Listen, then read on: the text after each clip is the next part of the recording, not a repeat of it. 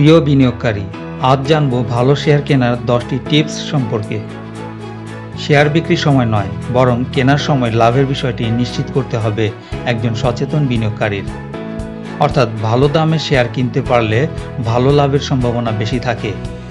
Share কেনার আগে আপনাকে অবশ্যই মৌলিক কিছু বিষয়ের উপর লক্ষ্য রাখতে হবে।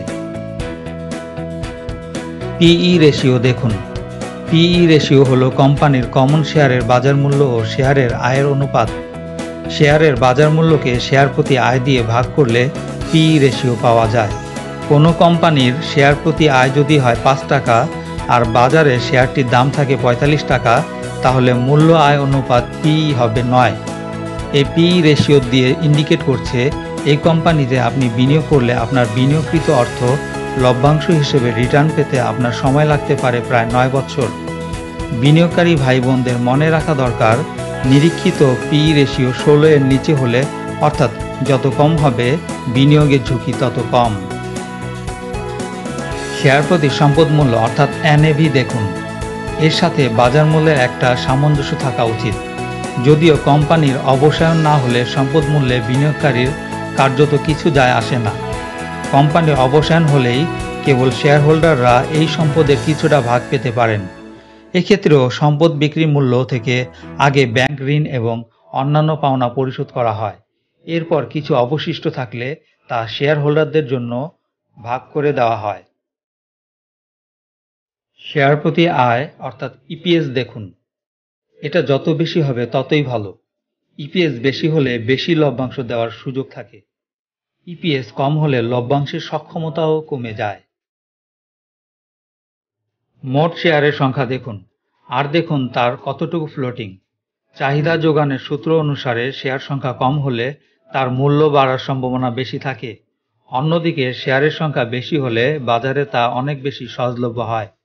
এছাড়া নিয়মিত ভালো অঙ্কের লেনদেন হয় এমন শেয়ার কেনা ভালো, কারণ কোনো কারণে জরুরি ভিত্তিতে টাকার প্রয়োজন হলে সহজেই শেয়ার বিক্রি করে টাকা সংগ্রহ করা সম্ভব। কিন্তু নিয়মিত লেনদেন হয় না এমন শেয়ারে বিনিয়োগ করা হলে জরুরি ভিত্তিতে বিনিয়োগ প্রত্যাহার সম্ভব নয়। অনুমোদিত মূলধন ও পরিশোধিত মূলধন এর রেশিও দেখুন। এই দুই মূলধনের পরিমাণ কাছাকাছি থাকলে বোনাস ও রাইট শেয়ার ইস্যু করা বেশ কঠিন। এক্ষেত্রে কোম্পানিকে আগে অনুমোদিত মূলধন বাড়াতে হবে। বোনাস লভ্যাংশে যেসব বিনিয়োগকারীর বিশেষ ঝোঁক রয়েছে তাদের উচিত এসব বিষয় দেখে নেওয়া। ডিভিডেন্ড ইল্ড দেখুন।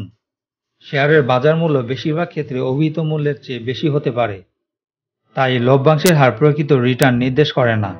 ডিভিডেন্ড ইল্ডই শেয়ারের সঠিক রিটার্ন। বাজার মূল্যের ভিত্তিতে প্রাপ্য লভ্যাংশ বিনিয়োগের কত শতাংশ তাই হচ্ছে ডিভিডেন্ড ইল্ড। ঘোষিত লভ্যাংশকে 100 দিয়ে গুণ করে সংশ্লিষ্ট শেয়ারের বাজার মূল্য দিয়ে ভাগ করলে ডিভিডেন্ড ইল্ড পাওয়া যায়। এই ইল্ড যত বেশি হবে বিনিয়োগকারীর প্রাপ্তিও তত বাড়বে। গত 3 থেকে 4 বছরের ট্র্যাক রেকর্ড দেখুন। কি পরিমাণ ডিভিডেন্ড দেয় তা দেখুন। বার্ষিক গড় মূল্য দেখুন। চেষ্টা করুন এই মূল্যের কাছাকাছি দামে শেয়ার কেনার। ডিএসইর ওয়েবসাইটে প্রকাশিত গত 5 থেকে 6 মাসের খবর দেখুন। পত্রপত্রিকায় দেশ বিদেশের অর্থনীতি ও ব্যবসার সংবাদগুলো দেখুন। তাহলে সম্ভাবনাময় খাত ও কোম্পানি চিহ্নিত করা অনেক সহজ হবে। কোম্পানির আর্নিং রিপোর্ট দেখুন। ডিএসই এখন 3 মাস পর পর কোম্পানির আর্নিং রিপোর্ট দেয়। একটু মাথা খাটালেই বছর শেষে কী পরিমাণ লাভ হতে পারে তা জানা সম্ভব। কোম্পানির গুডউইল ও তার পরিচালকদের সামাজিক ও রাজনৈতিক স্ট্যাটাস দেখুন। আপনি যে কোম্পানির শেয়ার কিনবেন সে কোম্পানির গুডউইল ও তার পরিচালকদের সামাজিক ও রাজনৈতিক স্ট্যাটাস বিবেচনায় নিতে হবে। একটি কোম্পানি কতটুকু ভালো ব্যবসা করবে, ব্যবসার সম্প্রসারণের সম্ভাবনা কতটুকু তা নির্ভর করে এর উদ্যোক্তাদের দূরদর্শিতা, দক্ষতা ও আন্তরিকতার উপর। বাজারের অভিজ্ঞতার আলোকে শেয়ার ব্যবসায় আগ্রহীদের জন্য কিছু মৌলিক বিষয় তুলে ধরার চেষ্টা করেছি। তবে সবসময় উক্ত বিষয় কার্যকর নাও হতে পারে, বিশেষ করে স্বল্প মেয়াদে কাঙ্ক্ষিত ফল পাওয়া মুশকিল। তবে বিষয়গুলো বিবেচনায় রেখে বিনিয়োগ করা হলে দীর্ঘমেয়াদে ভালো ফল পাওয়া যেতে পারে। শেয়ার বাজার বিষয়ক বিভিন্ন প্রশ্নের উত্তর নিয়মিত পেতে চ্যানেলটি সাবস্ক্রাইব করুন এবং পাশে থাকা বেল আইকনটি ক্লিক করুন।